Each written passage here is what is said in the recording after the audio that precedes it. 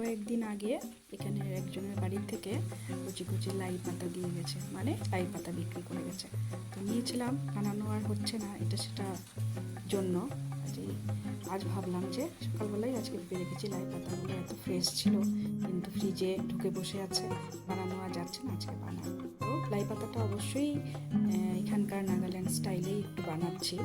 ভালো করে বয়েল করে নিয়েছি লাই পাতাটা, তারপর রসুন, পেঁয়াজ, কাঁচা লঙ্কা একটু বেশি করে দিয়েছি ঝালটা, আর উপর থেকে জল দিয়ে দিচ্ছি আর ভালো করে সেদ্ধ করবো। এত সুন্দর সফট হয়ে যায়, এত সুন্দর। শাক তো আমরা তেলে ভেজে সবসময় শাক খাই, কিন্তু লাই পাতাটা স্পেশালি আমার মনে হয় এইভাবে বানালে এত যে টেস্টি হয়, এখানকার স্টাইলে বানালে। তোমরা কে কে লাই পাতা বয়েল এইভাবে খাও? আর উপর থেকে সর্ষের তেলটা দিয়ে দিলাম, বা সর্ষের তেলে একটু সতে করে নিয়ে উপর থেকে জল দিয়ে সেভাবেও হয়।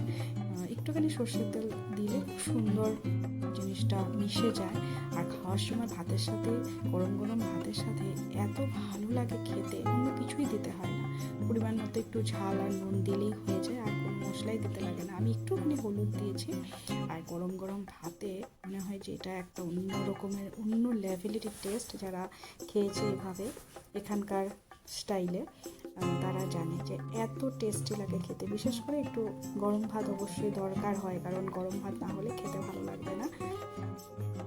তো তোমরা যারা খাও অবশ্যই একবার ট্রাই করবে।